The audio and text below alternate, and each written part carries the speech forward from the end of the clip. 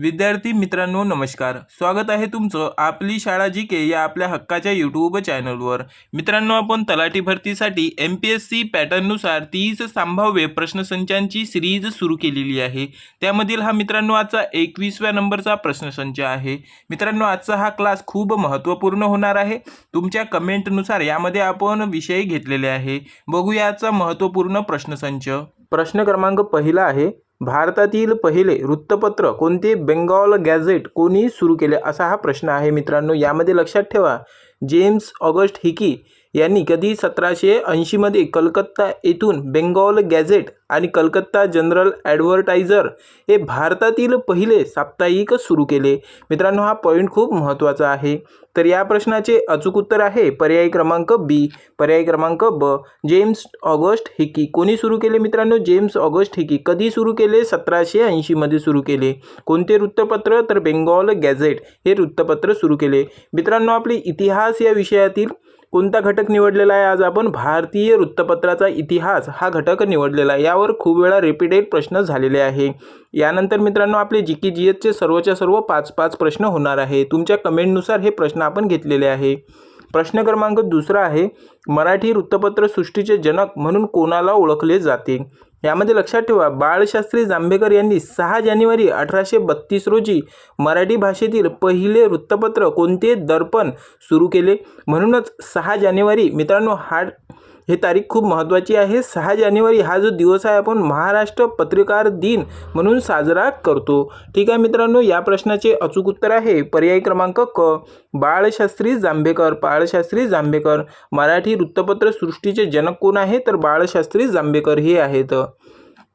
प्रश्न क्रमांक तिसरा आहे, लोकमान्य टिळकांनी 1881 मध्ये सुरू केलेले मराठा हे वृत्तपत्र कोणत्या भाषेत होते? तर यामध्ये लक्षात ठेवा मित्रांनो, खूप महत्त्वाचा पॉईंट आहे हा, आणि हा IMP आहे। तुमच्या नोटबुकमध्ये नोट करून ठेवा। लोकमान्य टिळक आणि आगरकरांनी 1881 मध्ये वर्ष खूप महत्त्वाचं आहे।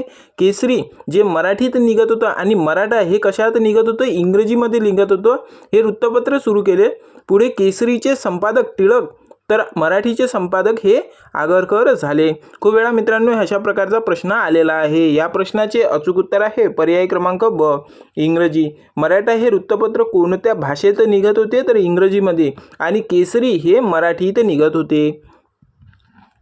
प्रश्न क्रमांक चौथा आहे, 1878च्या व्हर्नॅक्युलर प्रेस ॲक्ट म्हणजेच देशी वृत्तपत्र कायदा कोणत्या व्हाईसरॉयच्या काळात मंजूर झाला? प्रश्न हा पण खूप महत्त्वाचा आहे। यामध्ये लक्षात ठेवा, लॉर्ड लिटन याने भारतीय भाषांमध्ये वृत्तपत्रांवर बंदी घालण्यासाठी कधी 1878 मध्ये हा कडक कायदा केला होता। पुढे लॉर्ड रिपनने 1882 मध्ये हा कायदा रद्द केला। या प्रश्नाचे अचूक उत्तर होईल पर्याय क्रमांक ब। पर्याय क्रमांक ब, लॉर्ड लिटनच्या काळामध्ये वृत्तपत्र बंदी कायदा आलेला होता। कोणाच्या काळामध्ये हा कायदा आलेला आहे? तर लॉर्ड लिटन यांच्या काळामध्ये हा कायदा आलेला आहे। परंतु कोणी हा कायदा रद्द केला होता असा प्रकारचा जर प्रश्न आला तर तो आहे मित्रांनो लॉर्ड रिपन।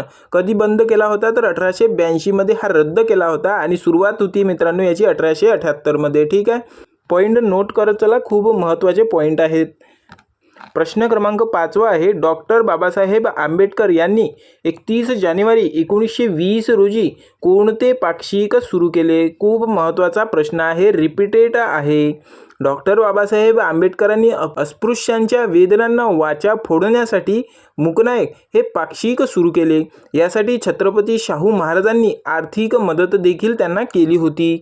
या प्रश्नाचे अचूक उत्तर आहे पर्याय क्रमांक ए, मूकनायक हे काय होतं मित्रांनो? पाक्षिक होतं, हे सुरू केले। पुढचा प्रश्न बघूया। प्रश्न क्रमांक 6वा आहे मित्रांनो, राज्यशास्त्र या विषयावर आपले प्रश्न सुरू झालेले आहे। राज्यशास्त्रामधील पंतप्रधान व मंत्रिमंडळ यावर आपण प्रश्न 5 घेणार आहोत। हे रिपीटेड प्रश्न आहे, त्यामुळे सर्व नोट करत चला। तर प्रश्न क्रमांक 6वा आहे, भारतीय संविधानाच्या कोणत्या कलमानुसार राष्ट्रपतींना सल्ला देण्यासाठी एक मंत्रिमंडळ असेल आणि ते जे मुख्य आहे ते पंतप्रधान असतील अशी तरतूद आहे? अशा प्रकारचा हा प्रश्न आहे।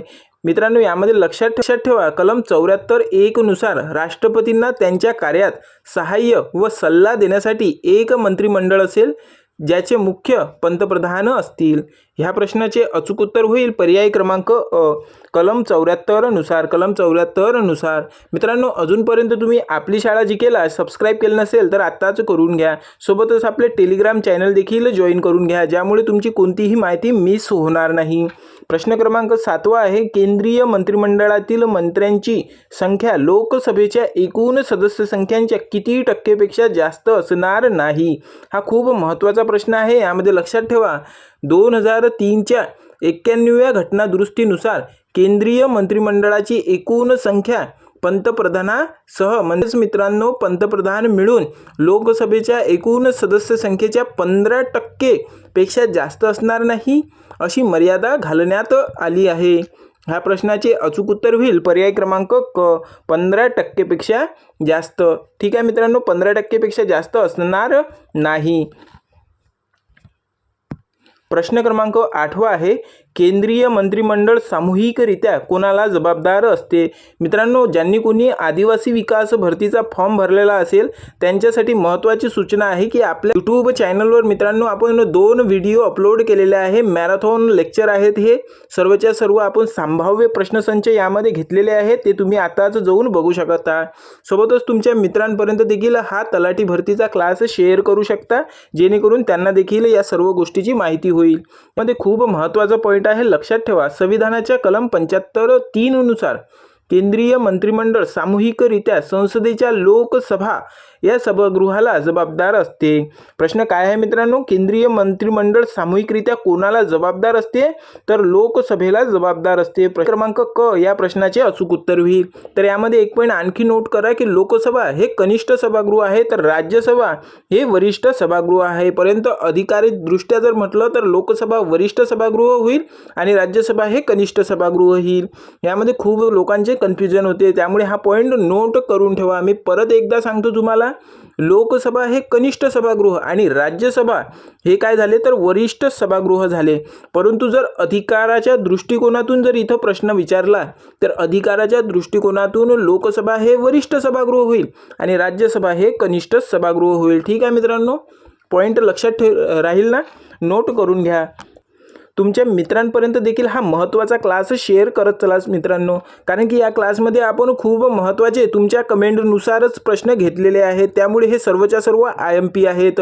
यामध्ये लक्षात ठेवा, प्रश्न क्रमांक 9 आहे, पंतप्रधानांची नियुक्ती खालीलपैकी कोणाद्वारे केली जाते? खूप महत्त्वाचा प्रश्न आहे. कलम 75 नुसार पंतप्रधानांची नियुक्ती राष्ट्रपती करतात आणि इतर मंत्र्यांची नियुक्ती पंतप्रधानांच्या सल्ल्याने राष्ट्रपती करतात. ठीक आहे, कलम 75 नुसार पंतप्रधानांची नियुक्ती कोण करते तर राष्ट्रपती हेच करतात आणि इतर मंत्र्यांची नियुक्ती देखील पंतप्रधानांच्या सल्ल्याने केली जाते, पण कोण करतात तर राष्ट्रपती हे करतात. ह्या प्रश्नाचे अचूक उत्तर होईल पर्याय क्रमांक ब, राष्ट्रपती. पंतप्रधानाची नियुक्ती कोण करते तर राष्ट्रपती हे करतात. प्रश्न क्रमांक 10 आहे, राष्ट्रपती आणि मंत्रिमंडळ यामधील संवादांचा मुख्य दुवा कोण असतो? तर यामध्ये लक्षात ठेवा, कलम 78 नुसार मंत्रिमंडळाचे सर्व निर्णय राष्ट्रपतींना कळविणे हे पंतप्रधानांचे कर्तव्य आहे. त्यामुळे ते मुख्य दुवा म्हणून काम करतात. मित्रांनो, प्रश्न आवडत असेल ना तर लाईक करत चला, तुमच्या मित्रांपर्यंत देखील हा क्लास शेअर करत चला. तर यामध्ये लक्षात ठेवा, या प्रश्नाचे अचूक उत्तर होईल पर्याय क्रमांक क, पंतप्रधान. पर्याय क्रमांक क, पंतप्रधान. प्रश्न क्रमांक 11 आहे, 73व्या घटना दुरुस्ती कायद्याद्वारे भारतीय संविधानात कोणते नवीन भाग जोडले गेले आहे? हे प्रश्न मित्रांनो पंचायत राज या विषयावर जे सर्वात जास्त रिपीटेड झालेला घटक आहे, यामध्ये 73व्या आणि 74वी घटना दुरुस्ती यावर खूप इम्पॉर्टंट प्रश्न आपण यामध्ये घेतलेले आहे. हे सर्व रिपीटेड प्रश्न आहे. तर यामध्ये महत्त्वाचा पॉईंट होईल, नोट करून ठेवा की 1992 मध्ये 73वी घटना दुरुस्ती झाली होती. यानुसार आपण 9वा भाग जोडला गेला, जो ग्रामीण स्थानिक स्वराज्य संस्थांशी म्हणजेच पंचायतशी संबंधित आहेत. खूप महत्त्वाचे प्रश्न आहेत, ते सर्वच्या सर्व बघा मित्रांनो, जेणेकरून तुमचा एक पण मार्क जाणार नाही. या प्रश्नाचे अचूक उत्तर होईल पर्याय क्रमांक अ, भाग 9 नुसार. ठीक आहे. म्हणजेच काय मित्रांनो, तर 73वी घटना दुरुस्ती जी झाली होती 1992 मध्ये, यानुसार आपण भाग 9 जोडले गेले होते. भाग 9 हे जोडले गेले होते. ठीक आहे, पुढचा प्रश्न बघूया. प्रश्न क्रमांक 12वा आहे. 74व्या घटना दुरुस्तीनुसार जोडण्यात आलेल्या 12व्या अनुसूचीमध्ये नगरपालिकांसाठी एकूण किती विषयांचा समावेश आहे? हा खूप महत्त्वाचा प्रश्न आहे. 74व्या घटना दुरुस्तीने शहर स्थानिक संस्थांसाठी 12वी अनुसूची जोडली असून त्यात 18 विषय आहेत. तर 73व्या घटना दुरुस्तीने 11व्या अनुसूचीत 29 विषय पंचायतसाठी दिले आहेत. ह्या प्रश्नाचे अचूक उत्तर होईल पर्याय क्रमांक 18 विषय. 18 विषय 74व्या घटना दुरुस्तीने 12व्या अनुसूचीमध्ये जोडण्यात आलेल्या 12व्या अनुसूचीमध्ये नगरपालिकांसाठी एकूण 18 विषय.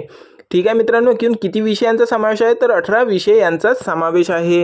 मित्रांनो, हे सर्वच्या सर्व तुम्ही जे विषय मला सांगितलेले आहे कमेंटमध्ये की या विषयावर पुढच्या क्लासमध्ये आपण प्रश्न घ्या, तर त्यानुसार आपण प्रश्न घेत आहोत. मित्रांनो, तुम्हाला कोणत्या विषयानुसार आणखी प्रश्न पुढच्या क्लासमध्ये हवे असतील तर ते मला कमेंट बॉक्समध्ये सांगा. मी ते पुढच्या क्लासमध्ये नक्कीच ॲड करणार आणि ते सर्वच्या सर्व रिपीटेड प्रश्नच घेणार मित्रांनो. त्यामुळे कुठल्याही प्रकारची काळजी करण्याची गरज नाही. परीक्षेसाठी तुमच्या महत्त्वपूर्ण जे प्रश्न राहतील तेच मी प्रश्न घेणार आहोत. प्रश्न क्रमांक 13वा आहे. स्थानिक स्वराज्य संस्थांच्या निवडणुका घेण्याची जबाबदारी कोणाची असते? प्रश्न फार महत्त्वाचा आहे.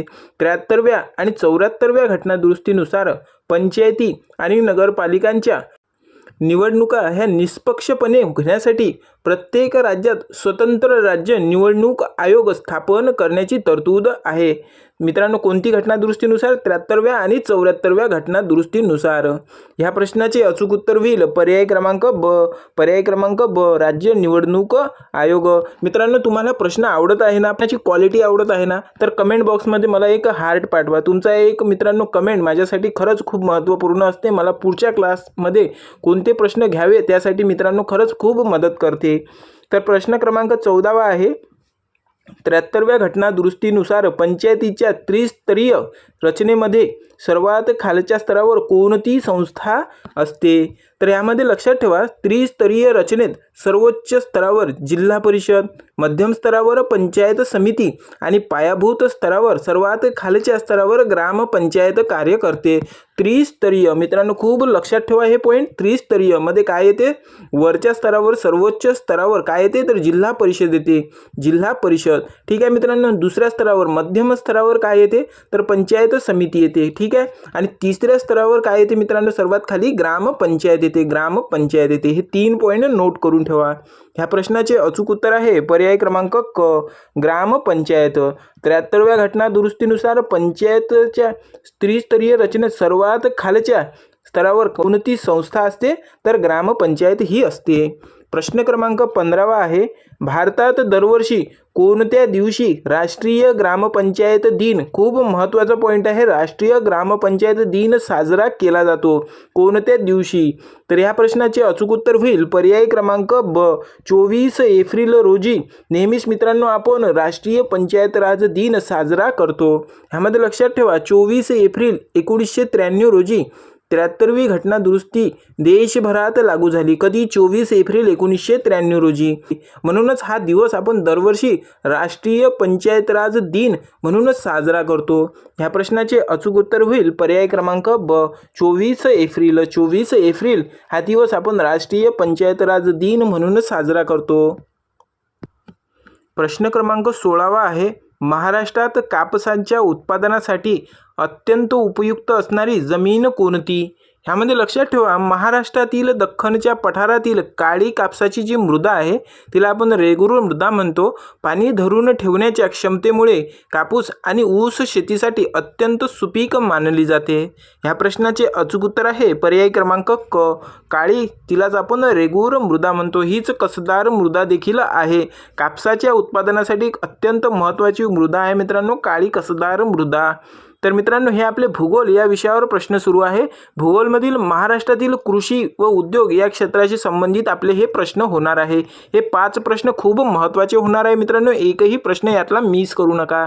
प्रश्न क्रमांक 17 आहे, महाराष्ट्रात पहिली सहकारी साखर कारखाना विठ्ठलराव विखे पाटील यांनी कोठे सुरू केला? ह्या प्रश्नाचे अचूक उत्तर होईल पर्याय क्रमांक अ, प्रवरानगर लोणी या ठिकाणी. तर ह्यामध्ये खूप महत्त्वाचा एक पॉईंट आहे, तो नोट करून घ्या. 1950 मध्ये अहमदनगर जिल्ह्यातील प्रवरानगर लोणी येथे आशिया खंडातील पहिला यशस्वी सहकारी साखर कारखाना सुरू करण्यात आला. प्रश्न क्रमांक 18 आहे, केंद्रीय कापूस संशोधन संस्था, जिला आपण CICR असे म्हणतो, ते महाराष्ट्रात कोठे स्थित आहे? अशा प्रकारचा हा प्रश्न आहे. यामध्ये पॉईंट नोट करा. केंद्रीय कापूस संशोधन संस्था, जिचा मित्रांनो CICRचा फुल फॉर्म काय आहे? Central institute for cotton research, Nagpur येथे स्थित आहे, जी कापूस पिकावरील संशोधनासाठी राष्ट्रीय स्तरावर महत्त्वाची आहे. तर मित्रांनो CICRचा फुल फॉर्म विचारला जात नाही, परंतु हे तुमच्या माहितीसाठी मी तुम्हाला सांगितलेलं आहे. तर ह्या प्रश्नाचे अचूक उत्तर आहे पर्याय क्रमांक ब, नागपूर या ठिकाणी. केंद्रीय कापूस संशोधन संस्था कुठे आहे? तर महाराष्ट्रात नागपूर या ठिकाणी आहे. प्रश्न क्रमांक 19 आहे, महाराष्ट्रातील कोणता जिल्हा हा फळांचा राजा हापूस आंब्याच्या उत्पादनासाठी प्रसिद्ध आहे? खूप महत्त्वाचा हा प्रश्न आहे. रत्नागिरी आणि सिंधुदुर्ग, जे कोकण किनारपट्टीमध्ये येते, हे जिल्हे उत्कृष्ट दर्जाच्या कापूस आंब्याच्या निर्यातीसाठी जगप्रसिद्ध आहेत. ह्या प्रश्नाचे अचूक उत्तर होईल पर्याय क्रमांक अ, रत्नागिरी जिल्हा. रत्नागिरी आणि सिंधुदुर्ग हे दोन जिल्हे फळांचा राजा जो हापूस आंब्याच्या उत्पादनासाठी प्रसिद्ध आहेत. प्रश्न क्रमांक 20 आहे, महाराष्ट्र राज्य औद्योगिक विकास महामंडळाची, जिला म्हणतो आपण MIDC ची स्थापना कोणत्या वर्षी झाली? तर यामध्ये लक्षात ठेवा, महाराष्ट्र औद्योगिकीकरणाला गती देण्यासाठी 1 ऑगस्ट 1962 रोजी MIDC ची स्थापना करण्यात आली. याचे जे मुख्यालय आहे ते मुंबई येथे स्थित आहे. तर या प्रश्नाचे अचूक उत्तर होईल पर्याय क्रमांक ब, 1962 पासून. मित्रांनो 1962 पासून MIDC ची स्थापना करण्यात आली.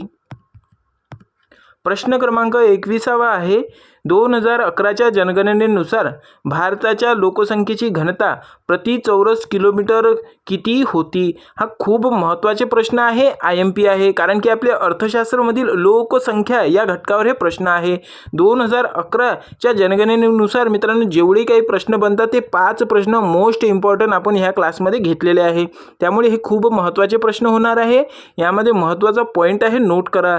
2011च्या जनगणनेनुसार भारताची जी लोकसंख्या आहे तिची घनता आहे 382 प्रति चौरस किलोमीटर एवढी होती, जी 2001 मध्ये 325 एवढी होती. ठीक आहे मित्रांनो, या प्रश्नाचे अचूक उत्तर होईल पर्याय क्रमांक ब.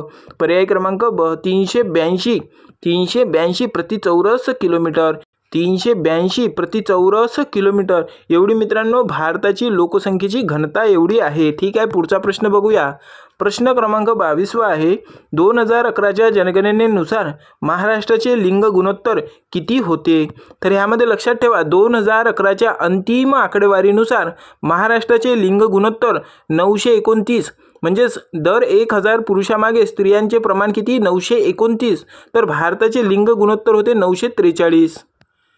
तर काय महत्त्वाचा पॉईंट आहे मित्रांनो, महाराष्ट्रामध्ये 1000 पुरुषामागे म्हटलं तर 929 2011च्या जनगणनेनुसार, आणि भारतामध्ये म्हटलं तर 943 1000 पुरुषांच्या मागे. ठीक आहे, या प्रश्नाचे अचूक उत्तर आहे पर्याय क्रमांक 1 929. मित्रांनो प्रश्नांकडे लक्ष असू द्या. महाराष्ट्राचे म्हटले की भारताचे म्हटले, अशा प्रकारचे हे प्रश्न कन्फ्युजन करू शकतात.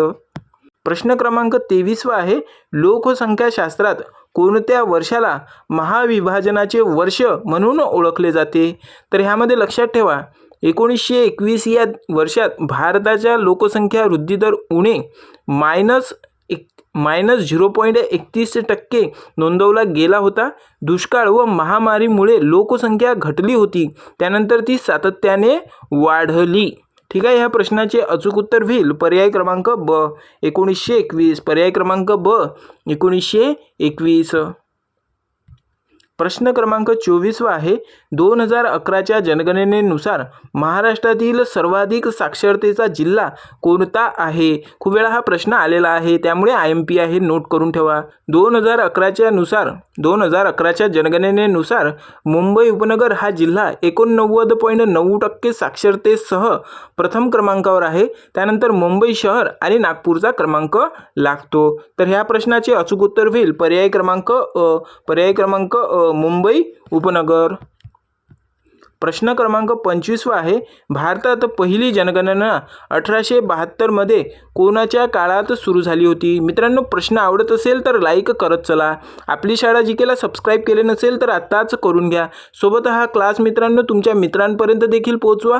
आपले टेलिग्राम चॅनल देखील जॉईन करा, त्यावर सर्व प्रकारची इन्फॉर्मेशन आपण देत राहतो. यामध्ये लक्षात ठेवा, भारतात पहिली प्रायोगिक जनगणना 1872 मध्ये लॉर्ड मेयोच्या काळात झाली. खूप महत्त्वाचा पॉईंट आहे. मात्र 1881 पासून लॉर्ड रिपनच्या काळात दर 10 वर्षांनी नियमित जनगणना सुरू झाली. ह्या प्रश्नाचे अचूक उत्तर होईल पर्याय क्रमांक ब. लॉर्ड मेयोच्या काळामध्ये सर्वात पहिली जनगणना झाली होती, जी प्रायोगिक तत्वावर झाली होती. प्रश्न क्रमांक 26 आहे खालीलपैकी कोणते खनिज हे ॲल्युमिनियम या धातूचे प्रमुख धातुक आहेत? ह्यामध्ये लक्षात ठेवा, बॉक्साईट हे ॲल्युमिनियमचे प्रमुख धातुक आहेत. महाराष्ट्रात कोल्हापूर, रत्नागिरी जिल्ह्यात बॉक्साईटचे साठे मोठ्या प्रमाणात आढळते. ह्या प्रश्नाचे अचूक उत्तर होईल पर्याय क्रमांक ब. बॉक्साईट. ठीक आहे. खालीलपैकी कोणते खनिज हे ॲल्युमिनियम या धातूचे प्रमुख धातुक आहेत? तर बॉक्साईट. ठीक आहे मित्रांनो, हे आपले विज्ञान या विषयावर प्रश्न सुरू आहेत. विज्ञानमधील आपण धातू आणि धातुके हा खूप महत्त्वाचा पॉईंट आहे, त्यामुळे आपण यावर प्रश्न घेतलेले आहेत. तुम्हाला कोणत्या विषयावर प्रश्न घ्यावे वाटेल मित्रांनो, त्याचे कमेंट मला सांगा. मी पुढच्या क्लासमध्ये ते प्रश्न ॲड करतो. प्रश्न क्रमांक 27 आहे तांबे, ज्याला आपण कॉपर म्हणतो, आणि जस्त, ज्याला आपण झिंक म्हणतो, यांच्या मिश्रणातून कोणता संमिश्र धातू तयार होतो? तर ह्यामध्ये लक्षात ठेवा, तांबे आणि जस्त एकत्र करून पितळ म्हणजेच ब्रांझ बनला जातो. तांबे आणि कथील, टीन म्हणतो आपण कथीलला, एकत्र करून कांस्य ब्रॉन्झ बनतो. ह्या प्रश्नाचे अचूक उत्तर होईल पर्याय क्रमांक ए. पितळ बनते. तांबे आणि जस्त मिश्रणातून पितळ हे बनते. मित्रांनो, तुमच्यासाठी एक कमेंटसाठी प्रश्न आहे, मला कमेंट बॉक्समध्ये सांगा की विजेच्या दिव्यामध्ये कोणत्या धातू वापरला जातो? खूप महत्त्वाचा प्रश्न आहे. प्रश्न खूप वेळा हा आलेला आहे, तुम्ही आत्ताच मला कमेंट बॉक्समध्ये सांगा. प्रश्न क्रमांक 28 आहे सध्या माहीत असलेल्या मूलद्रव्यांपैकी नैसर्गिक आढळणारा सर्वात कठीण पदार्थ कोणता आहे? ह्यामध्ये लक्षात ठेवा, हिरा, ज्याला आपण डायमंड म्हणतो, हा कार्बनचे स्फटिक रूप असून तो जगातील नैसर्गिकरित्या आढळणारा सर्वात कठीण धातू पदार्थ मानला जातो. ह्या प्रश्नाचे अचूक उत्तर होईल पर्याय क्रमांक क, ज्याला आपण हिरा असे म्हणतो. कठीण पदार्थ आहे, हा सर्वात जास्त कठोर आहे असे देखील म्हटले जाते. प्रश्न क्रमांक 29 आहे लोखंडाचे गंजणे रोखण्यासाठी त्यावर जस्तांचा झिंकचा थर देण्याच्या प्रक्रियेला काय म्हणतात? ह्यामध्ये लक्षात ठेवा, लोखंडाचे गंजण्यापासून संरक्षण करण्यासाठी त्यावर आपण वितळलेल्या जस्ताचा पातळ थर दिला जातो. याला गॅल्वनायझिंग म्हणजेच जस्त विलेपन असे देखील म्हणतात. ह्या प्रश्नाचे अचूक उत्तर होईल पर्याय क्रमांक ब. गॅल्वनायझिंग असे म्हणतात. प्रश्न क्रमांक 30 आहे आजच्या क्लासचा आपला हा शेवटचा प्रश्न आहे मित्रांनो, खूप महत्त्वाचा आहे, लक्षात ठेवा. खालीलपैकी कोणता धातू सामान्यतः तापमानाला द्रव अवस्थेत आढळतो? तर ह्यामध्ये खूप महत्त्वाचे पॉईंट घेतलेले आहेत. पारा हा एकमेव धातू आहे. पारालाच आपण मर्क्युरी म्हणतो. याचे रेणूसूत्र Hg हे आहेत, जो खोलीच्या तापमानाला द्रव रूपात असतो. त्याचा उपयोग टेम्परेचरमध्ये केला जातो. ह्या प्रश्नाचे अचूक उत्तर होईल पर्याय क्रमांक ब. तर मित्रांनो, हे महत्त्वाचे आजचे 30 प्रश्न होते. आदिवासी विकास भरतीचा क्लास तुम्ही बघितला नसेल तर तो देखील बघून घ्या. ज्यांनी कोणी फॉर्म भरलेला आहे त्यांच्यासाठी हा IMP क्लास असणार आहे, त्यामुळे मिस करू नका तो क्लास. सोबतच ही आपली 30 संभाव्य प्रश्नसंचांची सिरीज चालू आहे मित्रांनो. ती तुम्हाला प्रश्नांमध्ये कशा प्रकारची क्वालिटी वाटत आहे ती तुम्ही मला कमेंट बॉक्समध्ये सांगा. आणि नवीन कोणते प्रश्न ॲड करायचे ते देखील मला कमेंट बॉक्समध्ये सांगा. मी त्यावर पुढच्या क्लासमध्ये नक्कीच ॲड करणार. अजूनपर्यंत तुम्ही आपली शाळा जीकेला सबस्क्राईब केले नसेल तर आत्ताच करून घ्या. सोबतच मित्रांनो आपले टेलिग्राम चॅनल देखील जॉईन करून घ्या. आणि जर मित्रांनो जर तुम्हाला या आपल्या हक्काच्या सिरीजमध्ये काही बदल हवे असतील तर ते मला कमेंट बॉक्समध्ये सांगा. मी पुढच्या क्लासपासून ते बदल देखील करणार. कोणत्या प्रकारे तुम्हाला या क्लासमध्ये अभ्यास करायला आवडेल जर ते तुम्ही मला कमेंट बॉक्समध्ये सांगितलं तर मला देखील समजेल की तुम्हाला कोणत्या प्रकारचे मित्रांनो प्रश्न उत्तरं आवडतात. तर ठीक आहे मित्रांनो भेटूया पुढच्या प्रश्नसंच 22 मध्ये. हा 21व्या नंबरचा प्रश्नसंच होता. हा इथेच संपलेला आहे. ठीक आहे मित्रांनो भेटूया. तोपर्यंत जय हिंद, धन्यवाद.